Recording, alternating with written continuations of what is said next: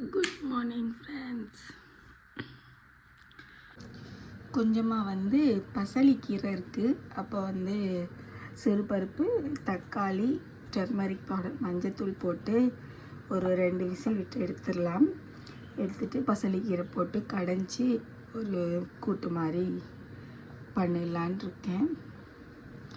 ஒரு பக்கம் ரைஸ் வெந்துட்டுருக்கு, இன்னொரு பக்கம் காஃபி. யாருக்கெல்லாம் காலையில் எந்திரிச்ச உடனே காஃபி இல்லைன்னா டீ குடிக்கலைன்னா அப்படியே அந்த நாளே நமக்கு சந்தோஷமாகவே இருக்காது. ஆக்சுவலி அதெல்லாம் நான் சின்ன கப்லெல்லாம் குடிக்க மாட்டேன். நல்ல பெரிய கப்பில் போய் உட்காந்து அந்த காஃபியை குடித்தா தான் அப்படியே எனக்கு அந்த டேயே ரொம்ப சூப்பராக இருக்கும். உங்களுக்கும் அப்படியான்னு சொல்லுங்கள். இதுதான் எங்கள் மாமியார் வாங்கிட்டு வந்தாங்க, பாலக்கீரை. இது ரொம்ப நல்லது. கேரளா சைடில் இது மோஸ்ட்லி அதிகமாக எடுத்துப்பாங்கன்னு நினைக்கிறேன். இதில் பாலக் பன்னீர் எல்லாமே பண்ணலாம். நான் நெக்ஸ்ட் டைம் இதில் பாலக் பன்னீர் எப்படி பண்ணுறதுன்னு காமிக்கிறேன். சுட சுட என்னோடய காஃபி ரெடி. என்ன வச்சுருக்கீங்க காமிங்க. என்னது? ஹெலிகாப்டரா? காமிங்க எல்லாருக்கும். ஹாய் காய்ஸுக்கு காமிங்க. அப்புறம் பையனுக்கு கொஞ்சம் பாலக்கீரை போட்டு சப்பாத்தி இல்லைன்னா பூரி செஞ்சு கொடுக்கலான்ட்டு பாலக்கீரையை நான் இதில் இப்போ கொஞ்சம் நேரம் பாயில் பண்ண விட்டுறேன். ஸோ நம்ம பாயில் பண்ணிவிட்டு கூல் ஆயினதுக்கப்புறம் மிக்சியில் அரைச்சிட்டு பேஸ்ட்டை நம்ம சப்பாத்தி மாவு கூட மிக்ஸ் பண்ணோன்னா அவங்களுக்கு கலர்ஃபுல்லான சப்பாத்தியும் கிடைக்கும், பூரியும் கிடைக்கும். அவங்களும் விரும்பியும் சாப்பிடுவாங்க. ஸோ இன்றைக்கி அவருக்கு green colour puri, green colour chapati. அப்படியே நான் என்ன பண்ணுவேன், அவரை சாப்பிட வைக்கிறதுக்காக அவரை டெம்ப்ட் பண்ணிக்கிட்டே இருப்பேன். இன்றைக்கி நான் முருங்கங்காய் தொக்கு செய்ய போகிறேன். அதுக்கு பூண்டு உரித்து வச்சுருக்கேன், சின்ன வெங்காயம், முருங்கைக்காய் கட் பண்ணி வச்சுருக்கேன். அப்புறம் 2 பெரிய சைஸ் வெங்காயம் கட் பண்ணி வச்சுருக்கேன், 2 தக்காளி. இப்போ எப்படி பண்ணலான்னு பார்க்கலாமா? ஒரு கடாய் வச்சுட்டேன். நான் முருங்கைக்காய் தொக்கு நல்லெண்ணெயில் தான் பண்ண போகிறேன். ஸோ அது இன்னுமே டேஸ்ட்டாக இருக்கும்னதுக்காக நல்லெண்ணெய் ஊற்றியாச்சு.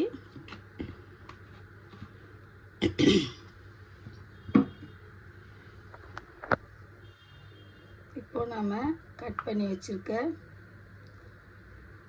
பூண்டு ஆட் பண்ணிடலாம். அதோட சின்ன வெங்காயம்,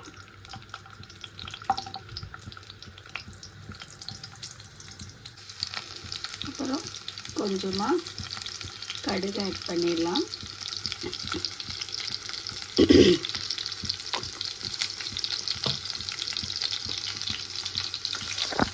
இது செஞ்சுட்டு சுட சுட சுடு சோத்தில் போட்டு பெரட்டி சாப்பிடும்போது அதுவே ஒரு அமிர்தமாக இருக்கும். பார்க்கலாம் எப்படி வர. இப்போ கறிவேப்பிலை ஆட் பண்ணியிருக்கேன். இப்போது நம்ம கட் பண்ணி வச்சுருக்கோம்ல வெங்காயம், அதை ஆட் பண்ணி வேண்டியதுதான்.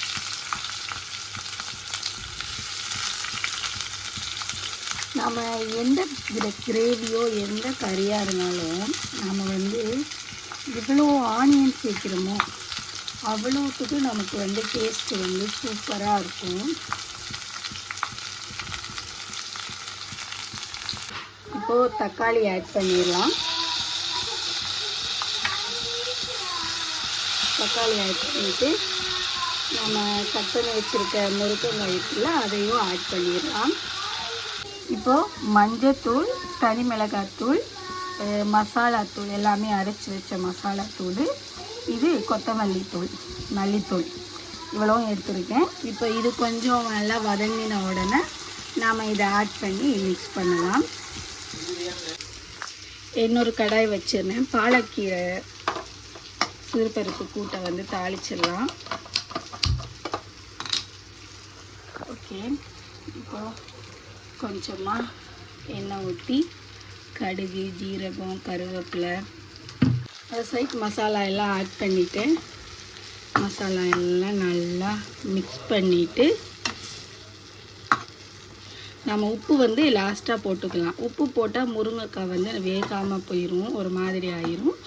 அதனால் உப்பு லாஸ்ட்டாக போட்டுக்கலாம். ஸோ அதுக்குள்ளே கொஞ்சம் வதங்கினதுக்கப்புறம் தண்ணி ஊற்றி லோ ஃப்ளேமில் சிம்மில் வச்சிடலாம். க்ளோஸ் பண்ணி அதுவாக வெந்துடும். 1 கப் தண்ணி ஊற்றிட்டேன். இப்போ இதை வந்து க்ளோஸ் பண்ணி வச்சிடலாம். ஒரு 10 மினிட்ஸ் கழித்து இதை வந்து ஓப்பன் பண்ணலாம். லோ ஃப்ளேமில் வந்து வச்சுட்டேன். அவ்வளோதான், பசலிக்கீரை பாலக்கீரை போட்ட கூட்டு ரெடி. நெக்ஸ்ட்டு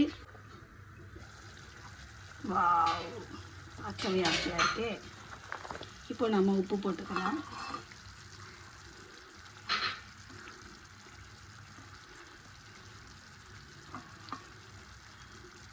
உப்பு போட்டு மிக்ஸ் பண்ணிடலாம்.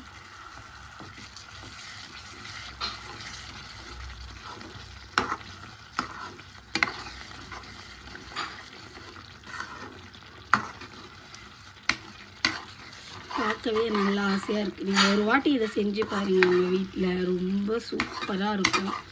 நம்ம எப்போவுமே முருங்கைக்காய்னா சாம்பாரில் போடுவோம், பொரியல் பண்ணுறது இந்த மாதிரி தானே பண்ணுவோம். இந்த மாதிரி செஞ்சு பாருங்கள், ரொம்ப சூப்பராக இருக்கும்.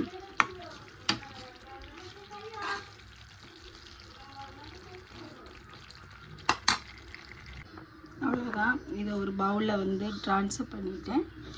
இப்போ இந்த கடாயில் சோறு போட்டு பெரட்டி சாப்பிடும்போது சூப்பராக இருக்கும்.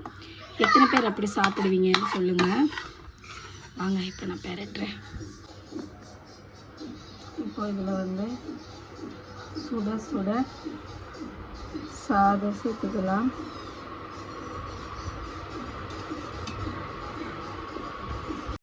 சூப்பராக இதை வந்து நல்லா பெரட்டிட்டேன். பார்க்கவே ரொம்ப டெம்ப்டாக இருக்குது சாப்பிட்ணுன்ட்டு. டேஸ்ட்டும் ரொம்ப சூப்பராக இருந்துச்சு. நீங்களும் ஒரு வாட்டி உங்கள் வீட்டில் ட்ரை பண்ணி பாருங்கள். கோதுமை மாவும் உப்பும் அப்புறம் இந்த பாலக்கீரையை வந்து பாயில் பண்ணிவிட்டு அரைச்சி வச்சுருக்கேன் மிக்சியில். இப்போ இது ரெண்டையும் போட்டு நல்லா சப்பாத்தி பூரி மாவு பதத்துக்கு வந்து பிசைஞ்சு எடுத்துடலாம். அவ்வளோதான், இப்போ நம்மளோட சப்பாத்தி பூரி மசாலா ரெடி ஆகிடுச்சு. உங்களுக்கு இப்போ என்ன வேணும் சாப்பிட? ஓகே, இப்போ அவருக்கு வந்து பூரி செஞ்சு கொடுத்துடலாம். என்னப்பா அது? தண்ணிப்பா. அவ்வளோதான், இப்போ பூரி தட்டிடலாம். அவ்வளோதான், இப்போ பூரி வந்து ரெடி தட்டியாச்சு. இப்போ இதை வந்து நம்ம ஆயிலில் போட்டுடலாம்.